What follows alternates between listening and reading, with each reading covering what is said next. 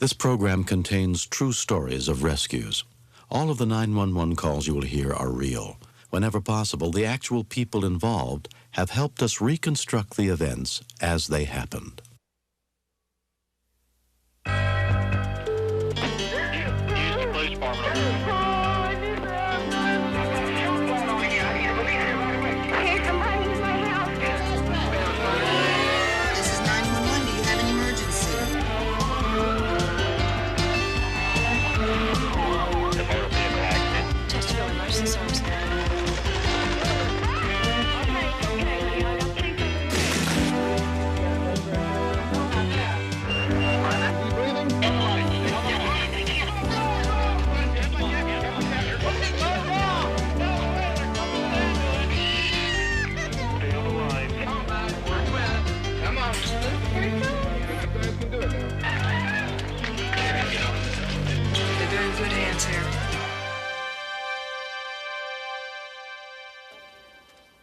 Survival in a life or death emergency is often determined by decisions people make who don't even know the victim. I'm William Shatner. Tonight, true stories of people around the world in unusual danger and extraordinary efforts to save them on Rescue 911. We begin on a cool and cloudy day at a small airport outside Portland, Oregon. Most of the footage in this story was taped as events unfolded on June 15th, 1991.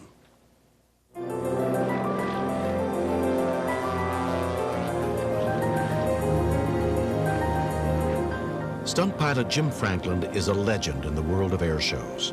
For 8 months, he had been rehearsing a difficult new stunt with wing walker Lee Oman. At the Rose Festival Air Show, 40,000 people would see it. We know there's certain risk involved, and especially before a new stunt. And we talk about what can go wrong and what are we going to do if it does then. I don't care who you are, how good you are, sooner or later, if it can happen, it will happen. We're going to hark back to the barnstorming days of air show. From Ruidoso, New Mexico. At the controls of the Waco, Jimmy Franklin from Athol, Idaho.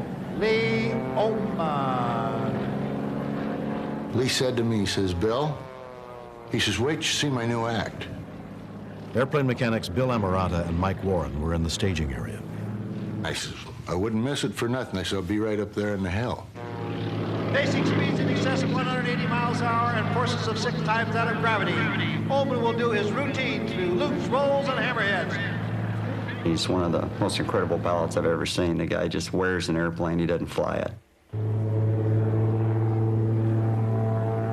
The weather conditions weren't very good. We had rain squalls, a little bit of wind, and for Jim up there, I'm sure it was pretty bumpy. Because Lee Oman is making a move. Where do you suppose Lee is going to go?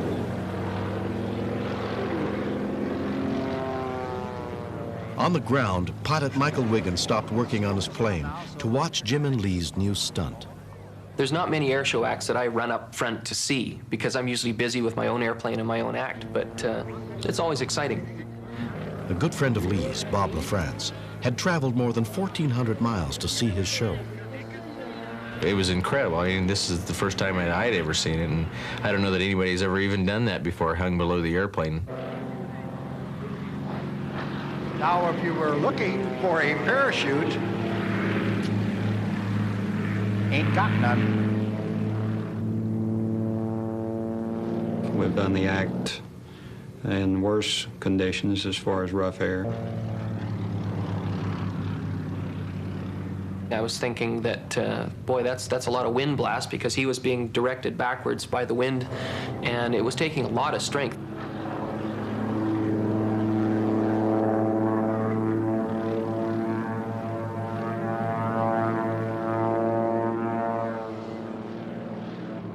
They hit this bump, and all of a sudden, he was at the end of the cable. Well, the invisible wires come into play, I guess. I knew immediately it was not part of the act. And I also knew that Jimmy can't land that airplane with Lee hanging down below there without doing bodily harm to Lee.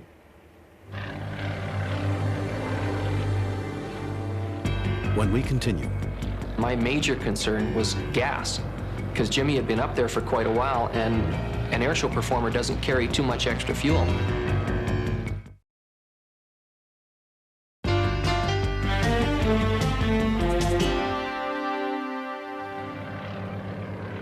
When Lee Yeoman was bumped loose during an aerial stunt, he was left dangling below the plane from a slender cable.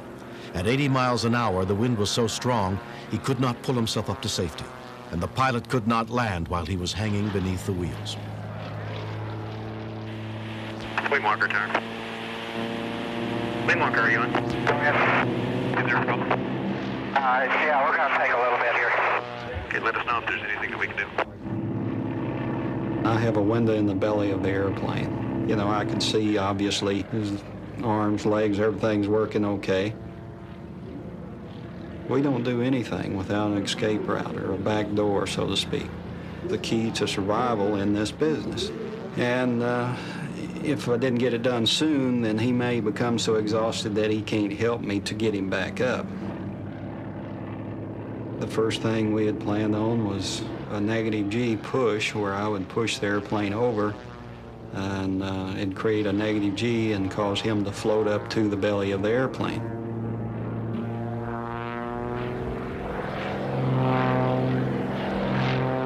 Where Lee came up to the airplane, there was no handles and he couldn't get a hold of anything, so he fell back down. Jimmy Franklin making an adjustment up there, ladies and gentlemen. I'm trying to be as gentle with him as I could, and this time I kicked the rudder on the airplane, got the tail to swinging, which in turn got him to swinging back and forth, so that he'd actually come up to the side of the fuselage.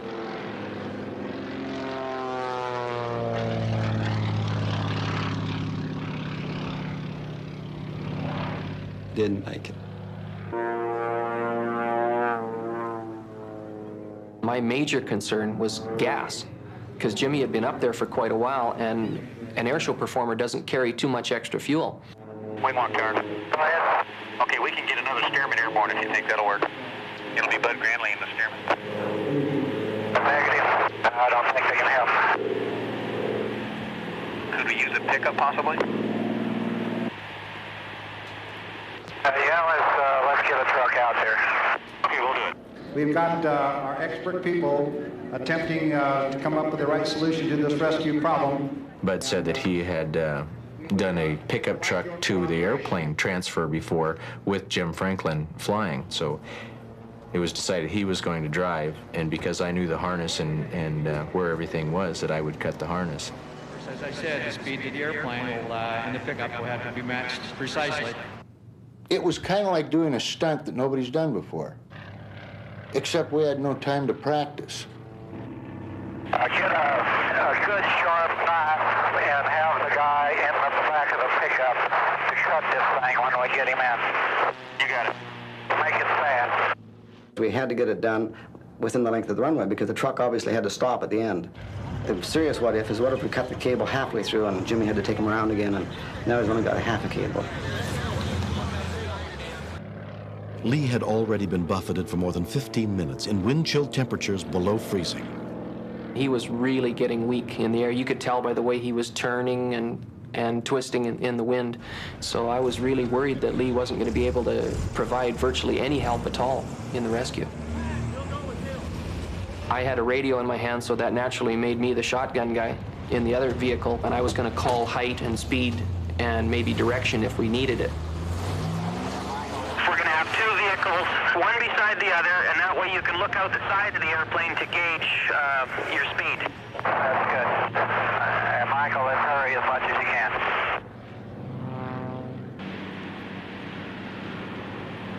And we have people in the back of the trucks to grab a hold of him. Affirmative, we do have personnel. Is that correct? Okay. I'm going to be indicating about 65 to 70 miles an hour. Okay, rescue trucks, did you copy? We got it. I was just worried that we weren't going to be able to pull it off. Being able to match the speeds of the airplane and the vehicles on the runway, that's a very difficult thing to do. Jimmy Franklin came down in the Waco, just virtually on the edge of a stall. Are we ready? We're ready. Okay, start rolling. Start rolling.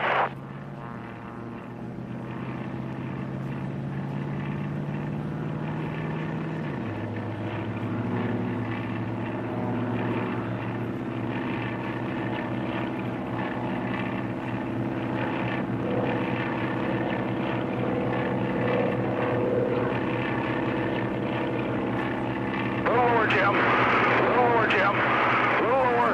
Lower. Lower. Lower. Sorry.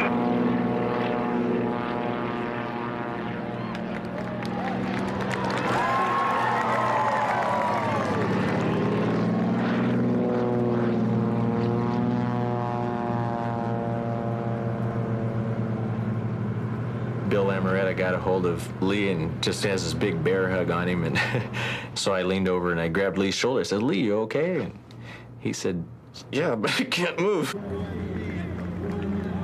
I felt just real ecstatic. Like, hey, I'm here. I'm alive. Feel good. Because of his safety cable and the skill and ingenuity of his friends, Lee Oman escaped without any injuries.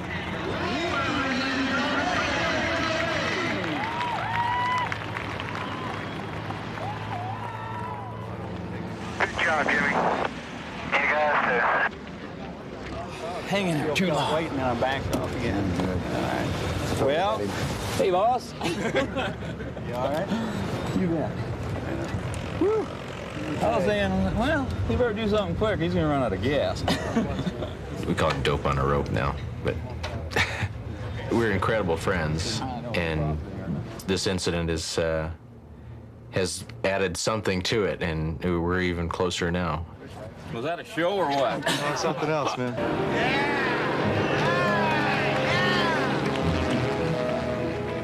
We went back to the drawing board and drew up some new safety devices, and they're in place now, and we're doing things now that make that hanging down on the bar look simple.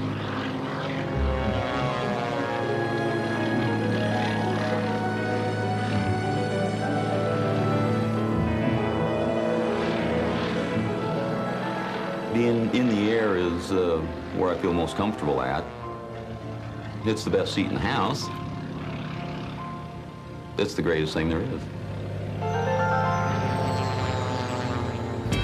Next, I could hear the baby crying in the back, and I was thinking if it was progressing into something worse, what am I going to have a small child do?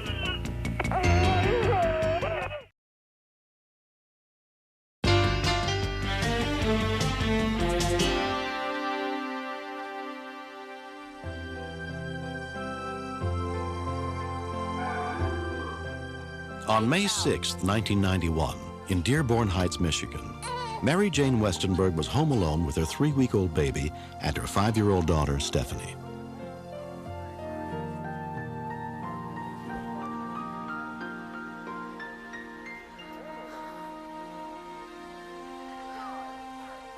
My mom went to lay down, and she couldn't lay down because she couldn't breathe. I can't catch my breath. She switched to side so she could breathe a little bit better. Then she said, Stephanie, my mama's gonna be sick.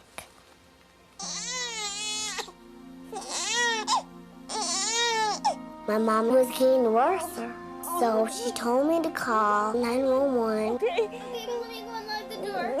I ran out here and unlocked the door and turned on the lights so they knew that this was the house.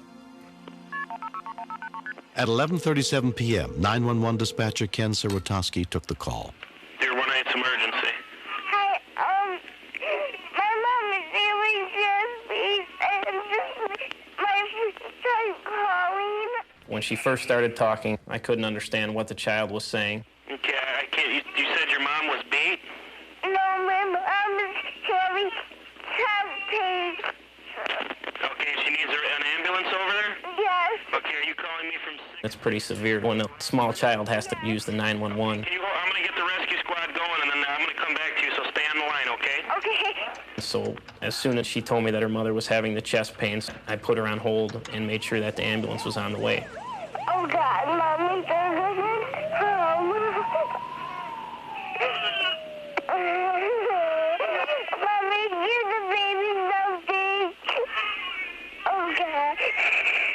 I could hear the baby crying in the back, and I was thinking if it was progressing into something worse, what am I going to have the small child do? Okay, is she still breathing and talking to you, or?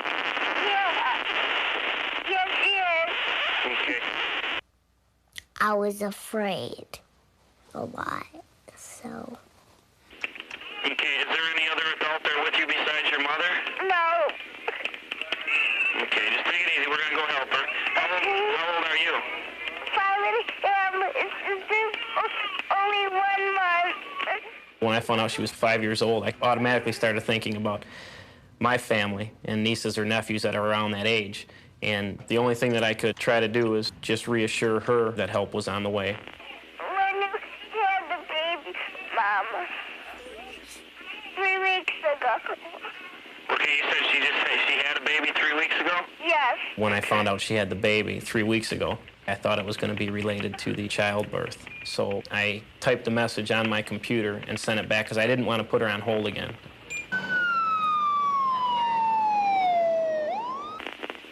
Is your mom still talking to you? Yes, she is. Okay. So where did you learn how to use 911? Did you learn it in school? Yes. But I never used it before, so... That's okay. It's good that you used it because it's a lot faster for us. I was asking her questions because I figured if she started talking about things she could relate to, it would take her mind off of what was really going on. So what do you have, a little brother or a little sister? I have a little sister. A little sister? You're going to have to help your mom take care of her now, you know that? Yeah. That brother seemed like a real nice man. He just talked to me a lot to make me talk better because I was crying. Is that your first little sister, or do you have any other brothers or sisters? First sister.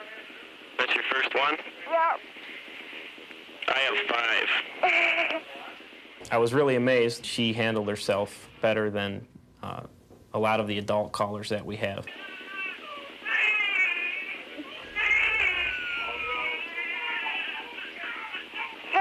Here, okay? They're here? Yeah. Okay, then we'll let them take care of it from here. Okay, bye. Within 4 minutes, Dearborn Heights Fire Rescue arrived, including EMT Bill Branham. When we pulled up on the scene, we saw that the door was open, the lights were on, which was a big relief to us because, you know, we didn't have to waste time trying to break the door down, you know, or gain entry somehow. The ambulance came and I felt real good because I knew that they were going to take real good care of my mom.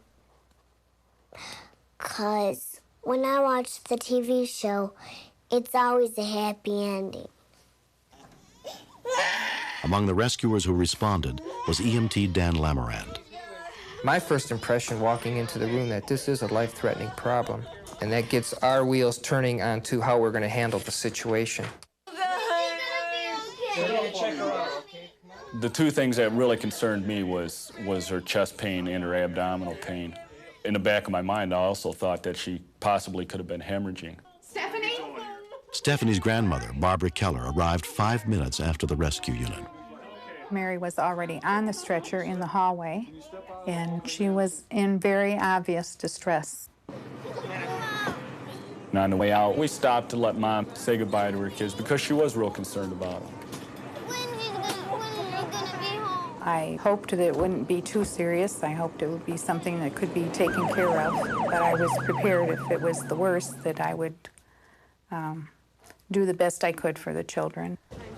Okay, hon, just take some nice deep breaths there. Mary Jane Westenberg was taken to Garden City Hospital, where tests revealed she had suffered a gallbladder attack. Where is your pain? I was worried that she was going to die that single night, but she didn't die, so my hope came true, and that's mostly all. Mary Jane underwent surgery to remove her gallbladder and has completely recovered. But if it weren't for her daughter Stephanie, things might have turned out differently. It's a very scary thought, knowing that not only would you lose your kids, but that your kids would lose you at such a young age. On June 10, 1991, the city of Dearborn Heights presented an award to 5-year-old Stephanie Westenberg for her heroism in helping to save her mom's life. Out of the whole thing, Stephanie is the hero. She was smart enough to help and not just be helpless on the phone. I learned if I ever have another problem, that I already know what to do for me and my whole family, which is called 911. Stephanie is my left hand, my right arm. She helps with everything. Of course, I still look at her and she's still my little baby, but she'll always be known as my little hero. Point your feet, muscle. Yes, slowly down. Finish. We told her we knew that she was a dear little girl to us, and now everybody in the world knows it.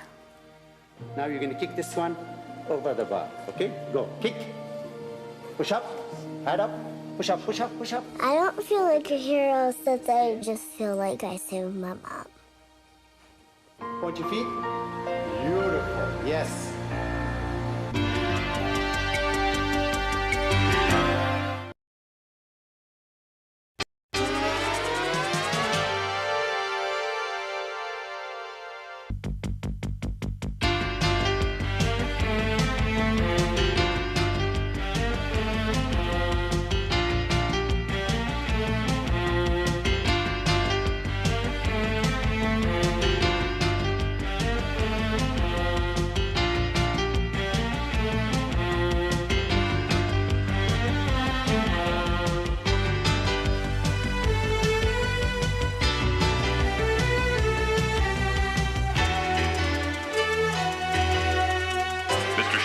Step out of the car, please.